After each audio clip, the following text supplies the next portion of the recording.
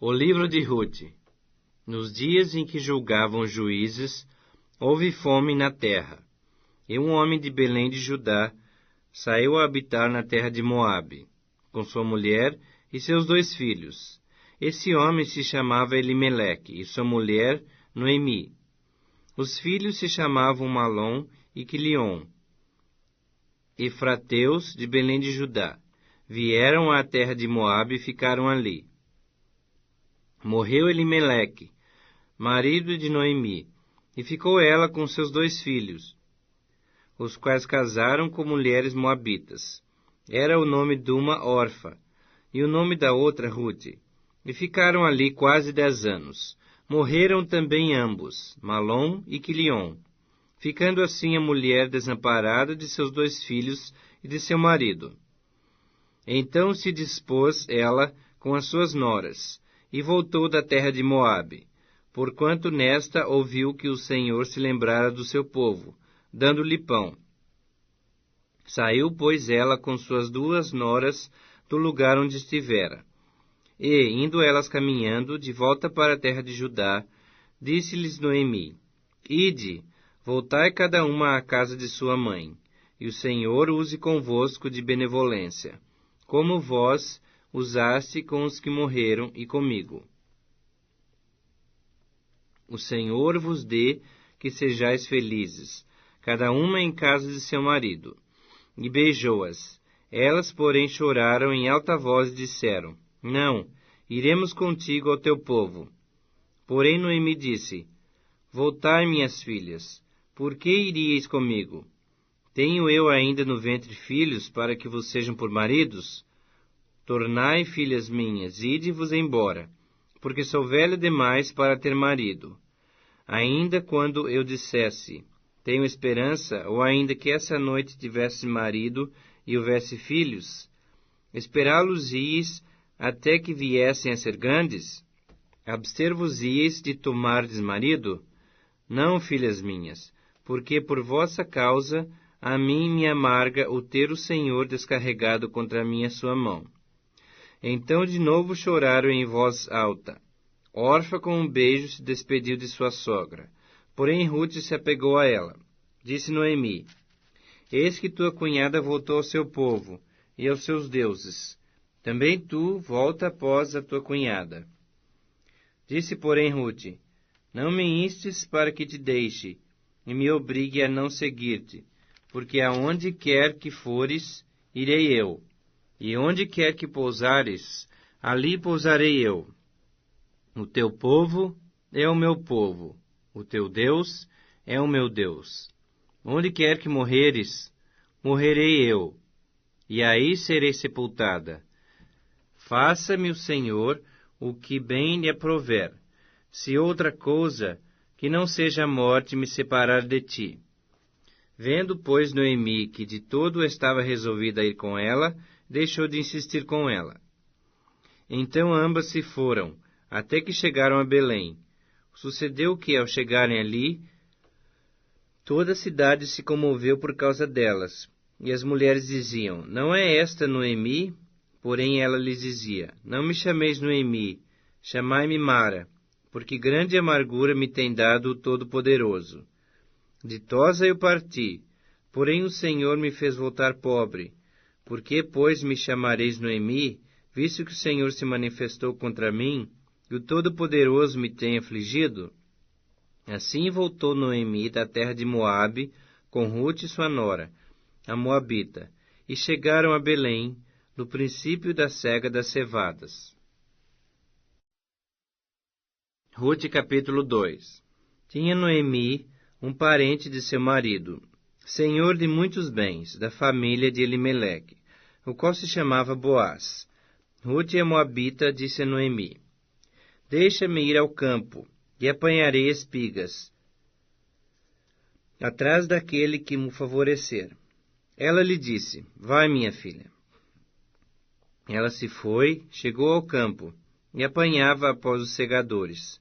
Por casualidade entrou na parte que pertencia a Boaz, o qual era da família de Elimeleque. Eis que Boaz veio de Belém, e disse aos segadores: O Senhor seja convosco. Responderam-lhe eles: O Senhor te abençoe.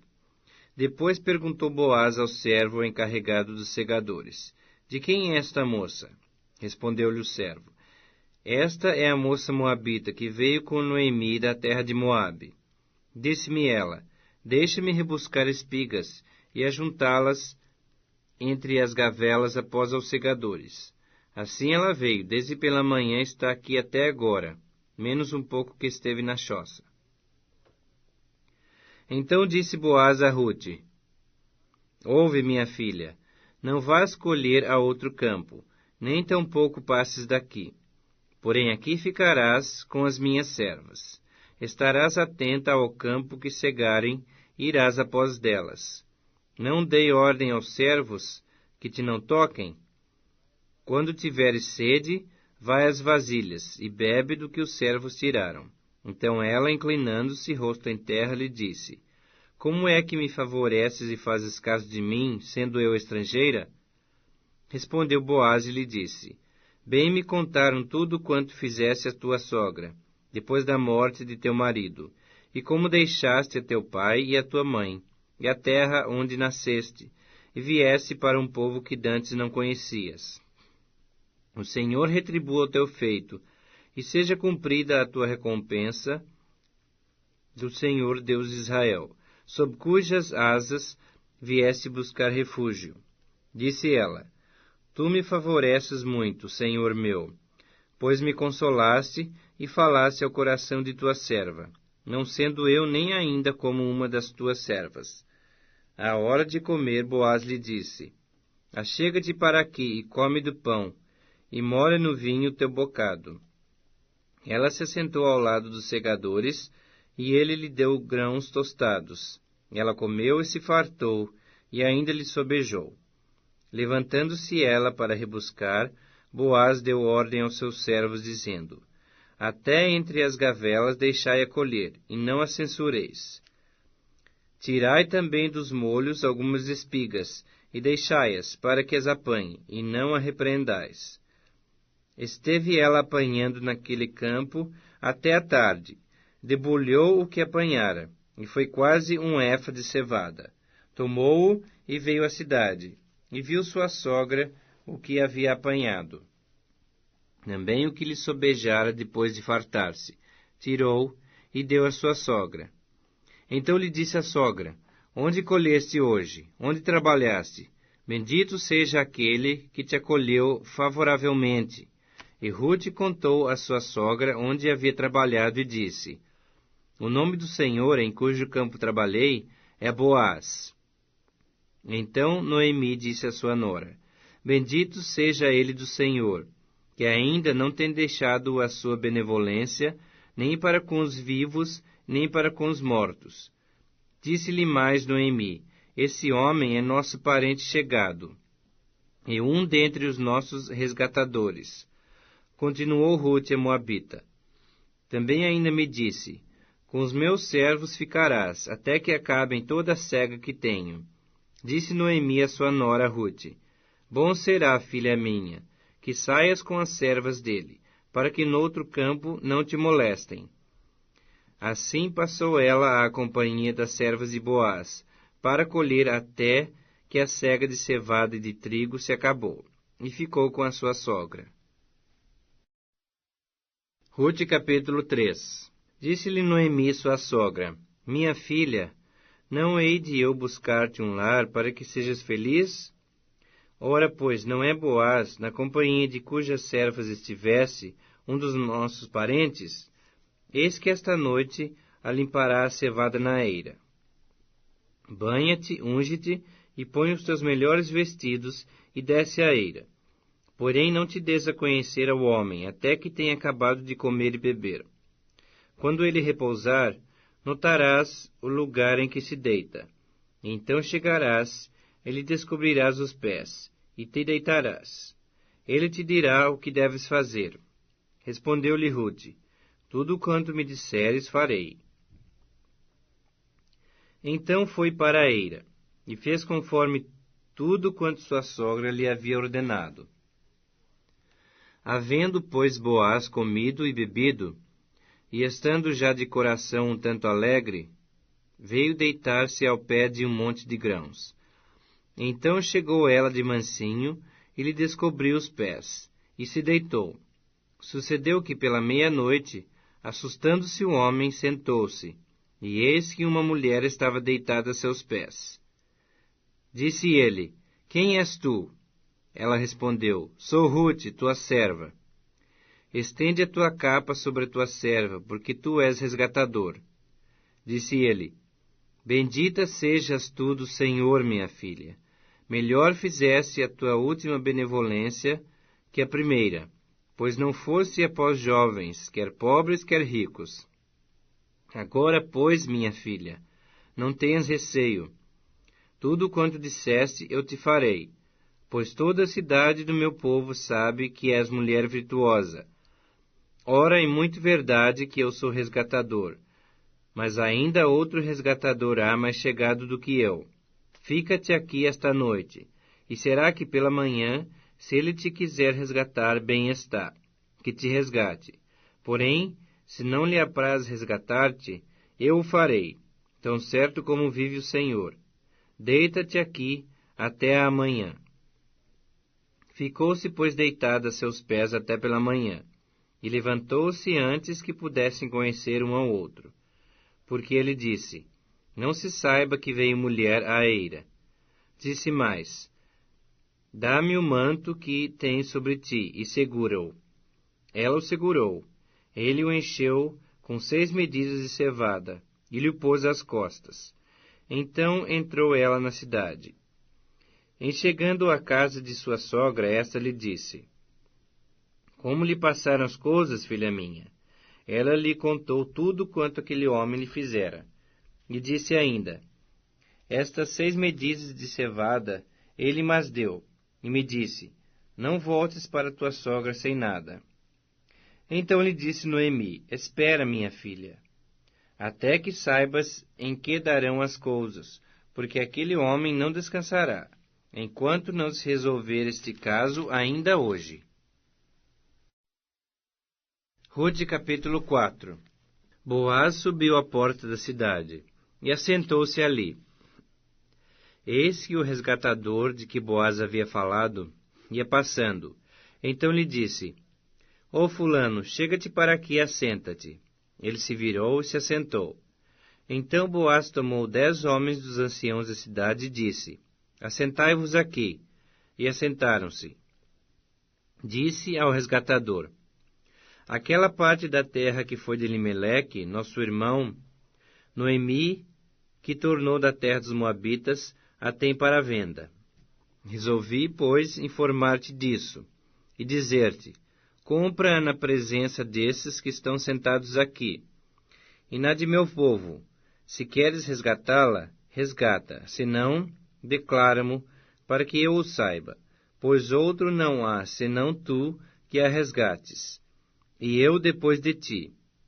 Respondeu ele: Eu a resgatarei. Disse, porém, Boaz: No dia em que tomares a terra da mão de Noemi, também a tomarás da mão de Rute, a Moabita, já viúva, para suscitar o nome do esposo falecido, sobre a herança dele. Então disse o resgatador: Para mim não a poderei resgatar, para que não prejudique a minha. Redime tu o que me cumpria resgatar, porque eu não poderei fazê-lo. Este era outrora o costume em Israel, quanto a resgates e permutas. O que queria confirmar qualquer negócio tirava o calçado e o dava ao seu parceiro. Assim se confirmava negócio em Israel. Disse, pois, o resgatador a Boaz: Compra-a tu, e tirou o calçado. Então Boaz disse aos anciãos e a todo o povo: Sois hoje testemunhas de que comprei da mão de Noemi tudo o que pertencia a Elimeleque, a Quilion e a Malom.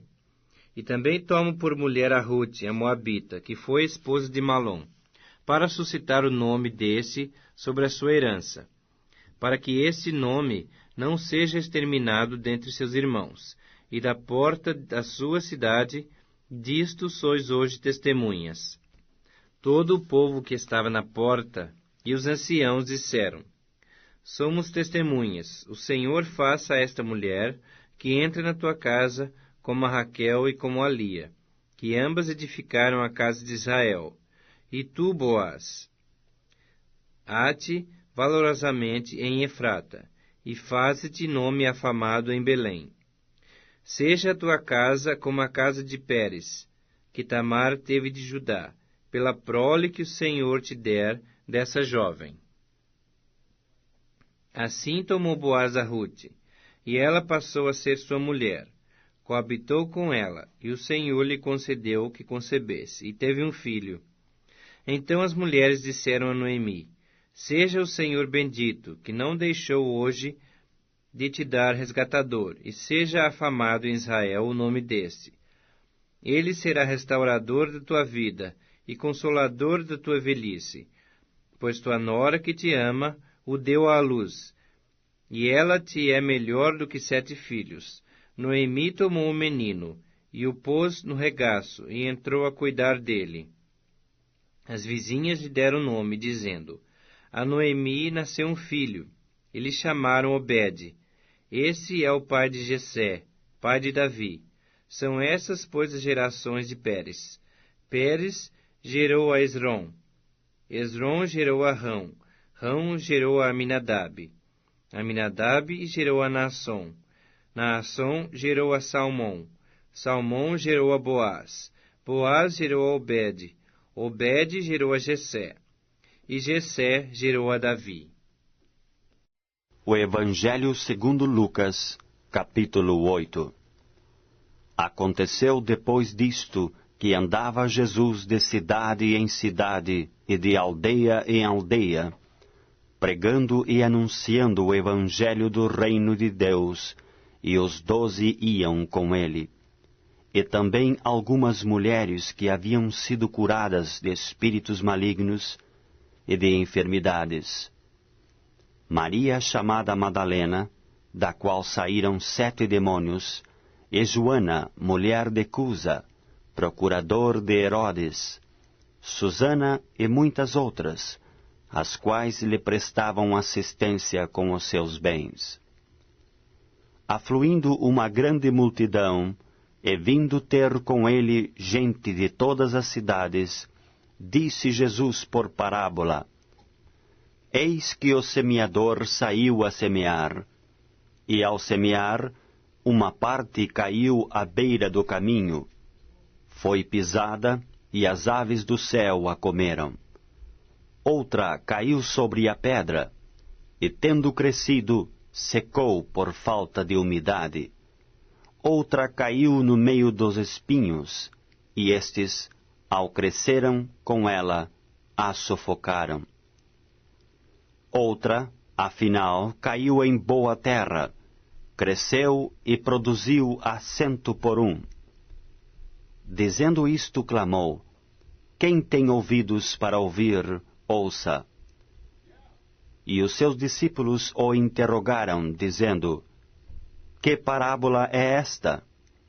Respondeu-lhes Jesus: A vós outros é dado conhecer os mistérios do reino de Deus. Aos mais fala-se por parábolas, para que vendo não vejam, e ouvindo não entendam. Este é o sentido da parábola: a semente é a palavra de Deus. A que caiu à beira do caminho são os que a ouviram. Vem a seguir o diabo e arrebata-lhes do coração a palavra, para não suceder que, crendo, sejam salvos. A que caiu sobre a pedra são os que, ouvindo a palavra, a recebem com alegria. Estes não têm raiz, creem apenas por algum tempo, e na hora da provação se desviam. A que caiu entre espinhos são os que ouviram, e no decorrer dos dias foram sufocados com os cuidados, riquezas e deleites da vida. Os seus frutos não chegam a amadurecer. A que caiu na boa terra são os que, tendo ouvido de bom e reto coração, retém a palavra, estes frutificam com perseverança. Ninguém, depois de acender uma candeia, a cobre com um vaso ou a põe debaixo de uma cama. Pelo contrário, coloca-a sobre um velador, a fim de que os que entram vejam a luz. Nada há oculto que não haja de manifestar-se, nem escondido que não venha a ser conhecido e revelado. Vede, pois, como ouvis, porque ao que tiver, se lhe dará, e ao que não tiver, até aquilo que julga ter, lhe será tirado. Vieram ter com ele sua mãe e seus irmãos, e não podiam aproximar-se por causa da concorrência de povo. E lhe comunicaram: tua mãe e teus irmãos estão lá fora e querem ver-te. Ele, porém, lhes respondeu: minha mãe e meus irmãos são aqueles que ouvem a palavra de Deus e a praticam. Aconteceu que, num daqueles dias, entrou ele num barco em companhia dos seus discípulos e disse-lhes: passemos para a outra margem do lago. E partiram. Enquanto navegavam, ele adormeceu. E sobreveio uma tempestade de vento no lago, correndo eles o perigo de sossobrar. Chegando-se a ele, despertaram-no, dizendo: mestre, mestre, estamos perecendo. Despertando-se Jesus, repreendeu o vento e a fúria da água. Tudo cessou e veio a bonança. Então lhes disse: onde está a vossa fé? Eles, possuídos de temor e admiração, diziam uns aos outros: quem é este que até aos ventos e às ondas repreende e lhe obedecem?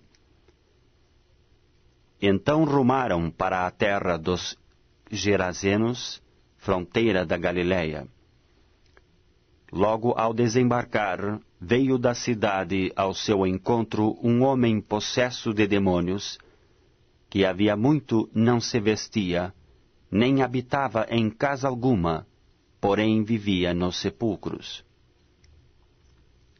E quando viu a Jesus, prostrou-se diante dele, exclamando, e disse em alta voz: que tenho eu contigo, Jesus, Filho do Deus Altíssimo? Rogo-te que não me atormentes. Porque Jesus ordenara ao espírito imundo que saísse do homem, pois muitas vezes se apoderara dele. E embora procurassem conservá-lo preso com cadeias e grilhões, tudo despedaçava e era impelido pelo demônio para o deserto. Perguntou-lhe Jesus: qual é o teu nome? Respondeu ele: Legião, porque tinham entrado nele muitos demônios. Rogavam-lhe que não os mandasse sair para o abismo.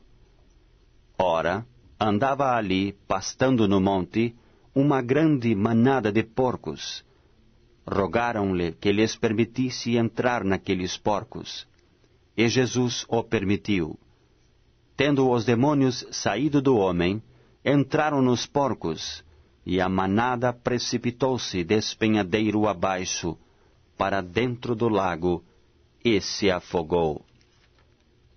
Os porqueiros, vendo o que acontecera, fugiram e foram anunciá-lo na cidade e pelos campos. Então saiu o povo para ver o que se passara, e foram ter com Jesus. De fato, acharam o homem de quem saíram os demônios, vestido em perfeito juízo, assentado aos pés de Jesus, e ficaram dominados de terror. E algumas pessoas que tinham presenciado os fatos, contaram-lhes também como fora salvo o endemoniado. Todo o povo da circunvizinhança dos Gerazenos rogou-lhe que se retirasse deles, pois estavam possuídos de grande medo. E Jesus, tomando de novo o barco, voltou. O homem de quem tinham saído os demônios rogou-lhe que o deixasse estar com ele. Jesus, porém, o despediu, dizendo: Volta para casa e conta aos teus tudo o que Deus fez por ti. Então foi ele anunciando por toda a cidade todas as coisas que Jesus lhe tinha feito. Ao regressar Jesus, a multidão o recebeu com alegria, porque todos o estavam esperando. Eis que veio um homem chamado Jairo, que era chefe da sinagoga, e prostrando-se aos pés de Jesus, lhe suplicou que chegasse até a sua casa, pois tinha uma filha única de uns 12 anos, que estava à morte. Enquanto ele ia, as multidões o apertavam. Certa mulher que havia 12 anos vinha sofrendo de uma hemorragia, e a quem ninguém tinha podido curar, e que gastara com os médicos todos os seus haveres.